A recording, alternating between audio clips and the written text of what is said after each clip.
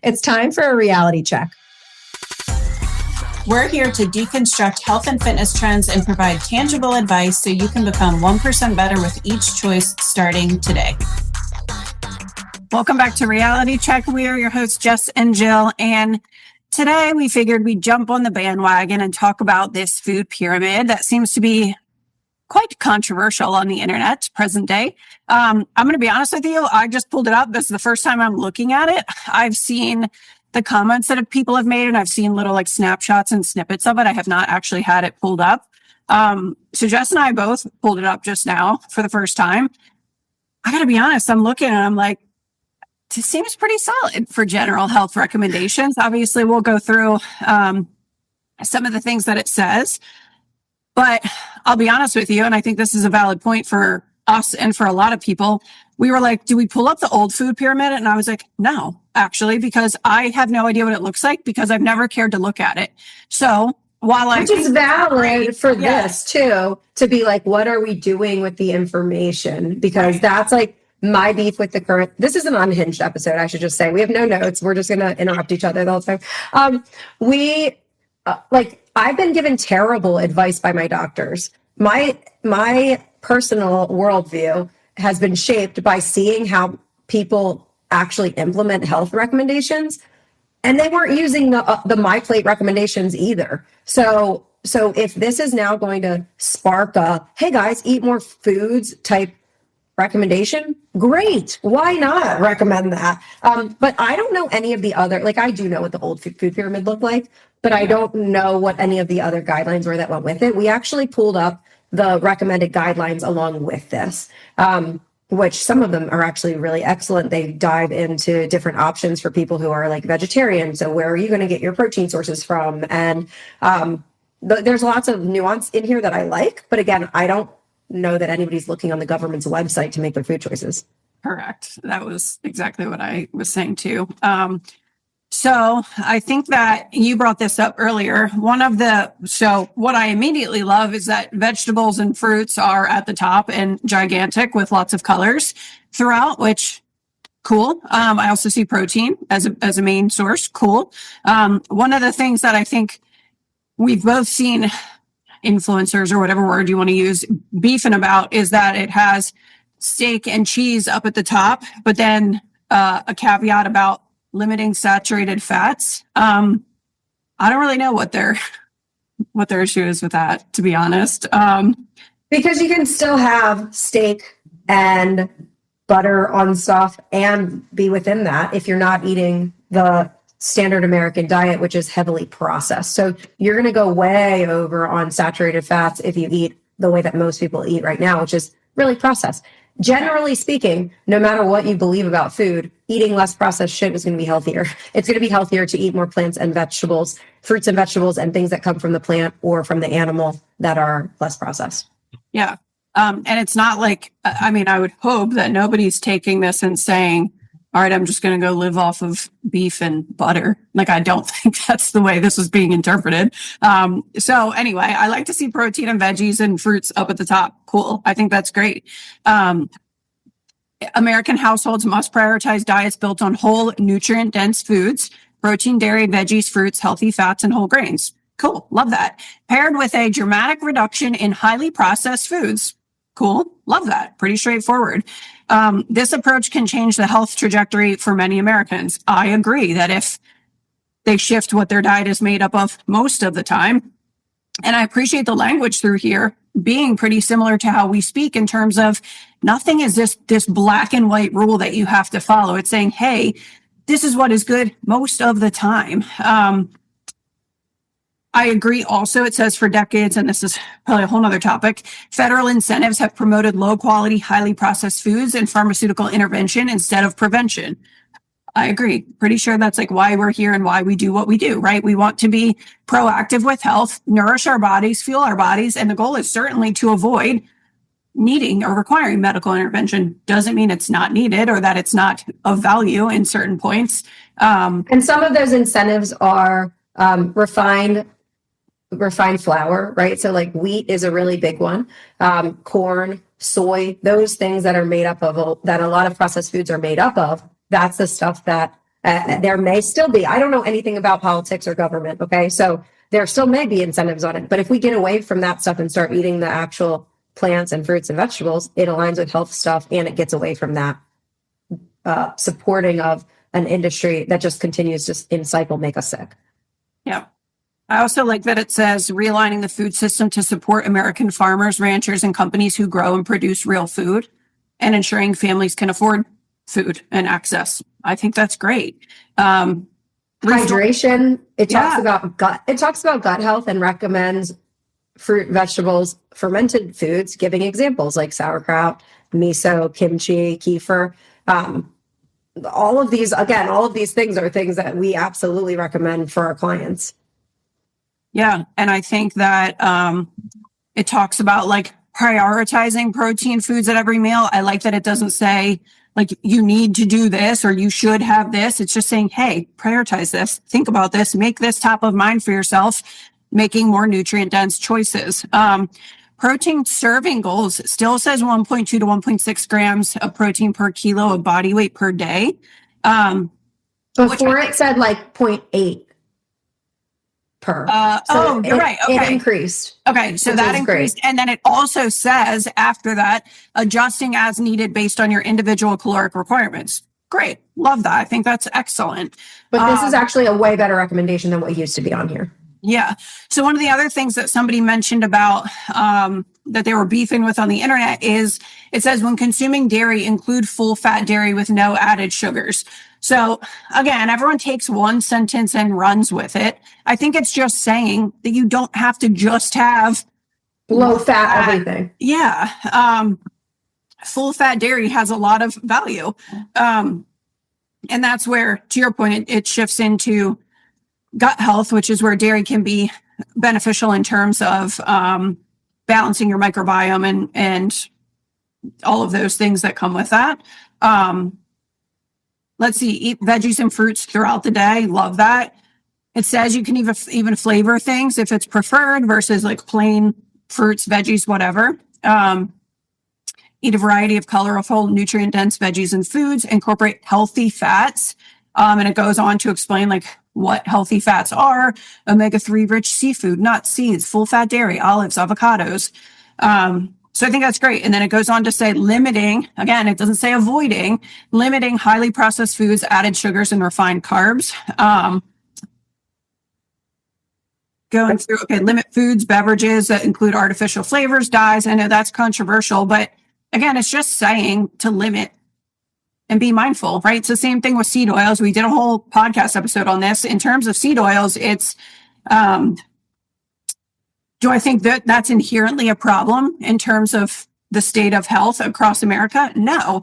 Do I think we overconsume inflammatory foods? Yes. Do seed oils contribute to that? Yes. Do I think that's our biggest rock to move? No. Right. And I think that's eating things that are heavy, that a bunch of seed oils are added to, just contributes to us over-consuming calories, which tends to be the bigger issue. Yep. It doesn't even say to avoid alcohol. It just says limited. Obviously, it says avoid for like pregnant people.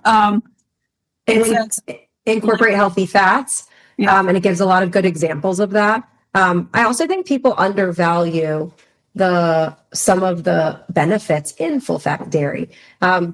We go for like low-fat everything, thinking, oh, low-fat means it's better. No, that just means it's typically lower calories. So if you're in a caloric deficit and you need lower calories, okay, that's one way to cut calories. You could also enjoy your full-fat Greek yogurt, reap some benefits of some of the good stuff in it, and maybe cut out other things like donuts and pizza and stuff that has way more detriment to your system.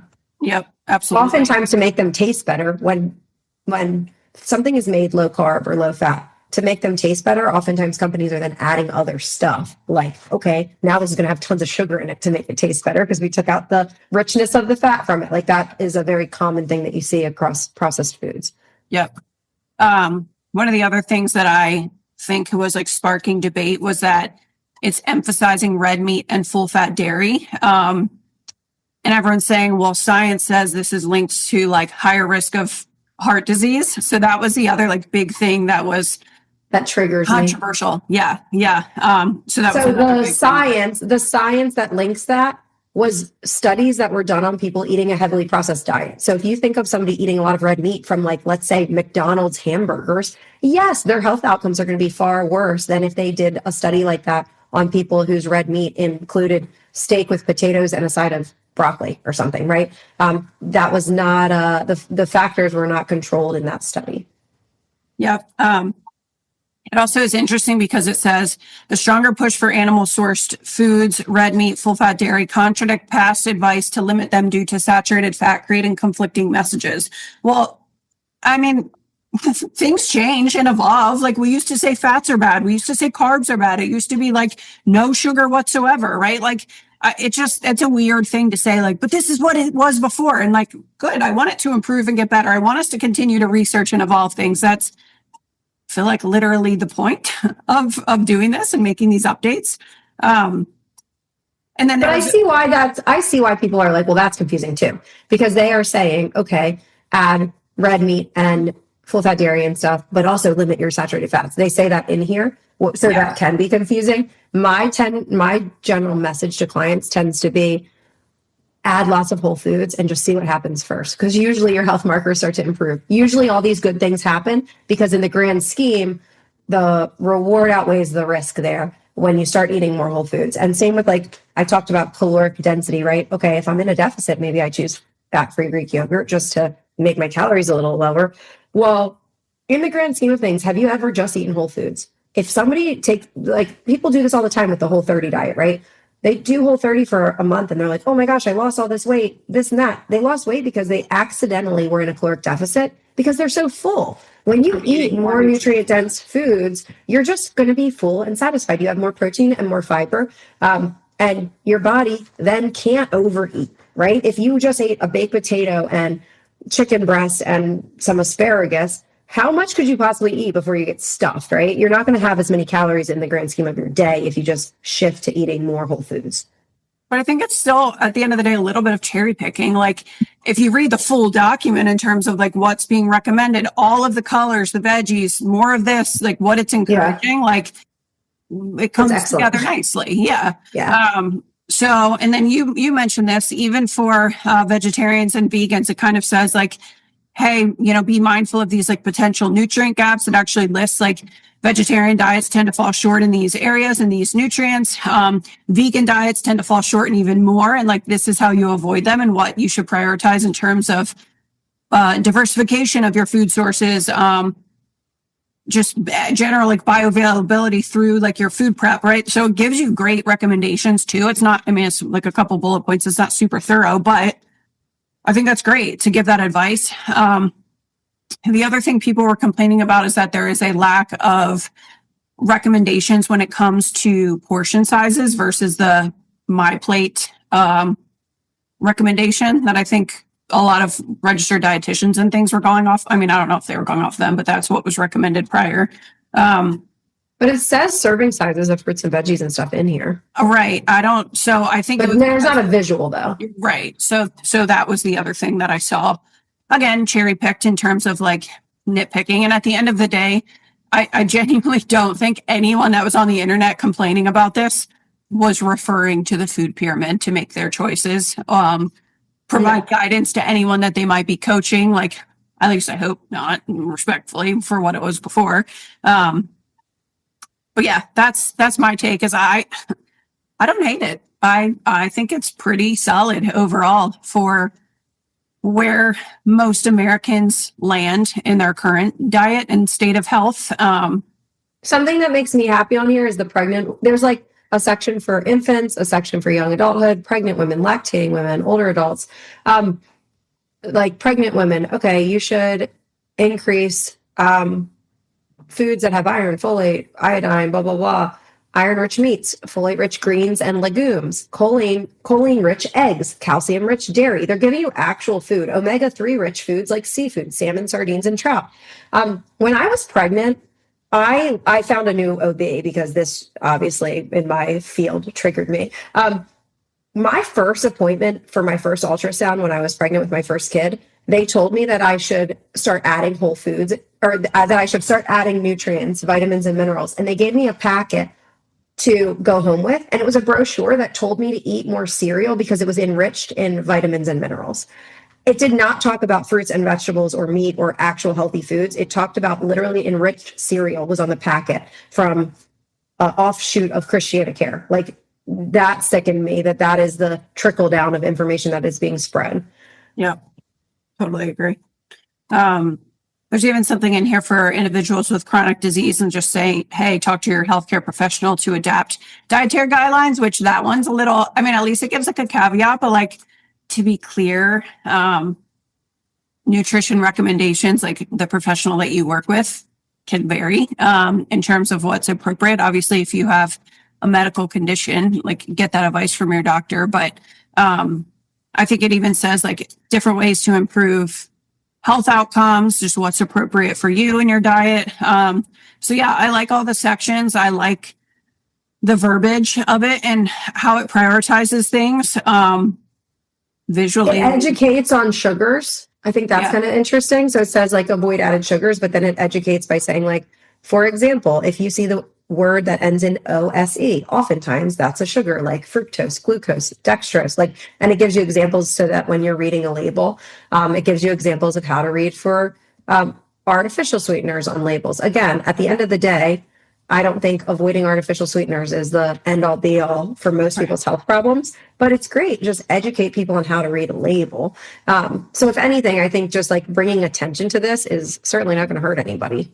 Eat more fruits and vegetables, eat more meats and eggs and protein, beans and nuts and whole foods and potatoes. Yeah. It even says like the calories you need depend on age, sex, height, weight, level of activity, paying attention to portion sizes, hydration being important. I mean, we can only, like, I could nitpick and say like, oh, how much, right? In terms of what people are saying with calories or portion sizes or whatever. And it's like, this is meant to be like a general overarching, this is not meant to get granular in calories and food and all of that, because to Jess's point, you generally don't need to monitor calorie intake for the sake of your health. If you are following these guidelines and getting lots of protein, colors, and those things, the odds of you overeating are very low, right? In terms of your caloric intake, if you are following these guidelines. So I appreciate the way that it's mapped out. And Lord knows that most people could stand to shift away from processed and convenience foods, myself included. It's easy to fall into that trap when you're busy across the board, right? You cannot go wrong with incorporating more colors into your day, more fiber, more protein, healthy fats. If you operate with that top of mind through your day, you're good. Like you're there for health. Now, we're speaking to this because it's new and fresh and everyone's talking about it right now for the sake of health. Obviously, we help women with weight loss and gut health and all of these other more specific things. So I want to be clear again that these are just general overarching health guidelines for people to start with. And then you can get into your nuanced categories later, right? As you go. But I think mastering this is a great starting point for anybody for their health. Anything else you can think of, Jess? No, I still think like most people don't look at this. Most people are going to care. They only care right now because everybody is politically charged in one direction or the other. However, I care about it because I have kids who are in public school systems. Yeah. You know what I mean? Like I remember learning about this stuff when I was in health class at one point. So if this is the stuff that's being taught to our kids, that makes me happy. Because that is not the kind of education that we got when we were in health class in school. You know what? That's actually a great point because we were taught the food pyramid in grade school, but like I did not take that into consideration. What I did take into consideration is how my parents ate and what my home life was like in terms of 1000%. So this is also super important to educate parents for the trickle down effect to kids versus us saying, okay, this kid should do this thing and whatever. So I like it. And I hope that it improves school lunches and all of those things, because I think that's a massive area that could take some improving. But your environment at home, that your kids are going to reflect what you do. And I think that's also super important to consider too. As we make changes, making salads and sweet potato pancakes with me last night. Yeah. because they want to be involved in cooking, and they're like, oh, I know this makes me strong, or this makes me run faster, but they're not gonna do it if they don't see it modeled. Right. Just like anything Mason else. has been all week packing his lunch ahead of time, and he's like picks. We had all the different berries washed. We had carrots and cucumbers and all of these veggies cut up and everything ready to go for him to just pick and choose. And he's like, I love having all these options at school for like whatever I'm in the mood in. And like, you look at his lunchbox, and I will say, as a young mom, it was just like Capri Sun, throw the shit in. So to like be here now, like again, it's how you model for them is so important. And he finds joy in that. He likes prepping his food, taking care of himself. How do I get stronger? So anyway, yeah, that's my stance on that as a parent for nutrition, and how this can play a role in that too. But that's all. We just wanted to give our unfiltered, unrequested opinion on the new food pyramid, since everyone's talking about it, and hopefully give you a fresh, non-politically charged version Go read the whole document. Yeah. Don't just look at the picture. Go read the whole document. And And the cherry-picked statements on social media. definitely eat more whole foods. Yeah, cool. That's all for this episode, and we'll see you guys next time.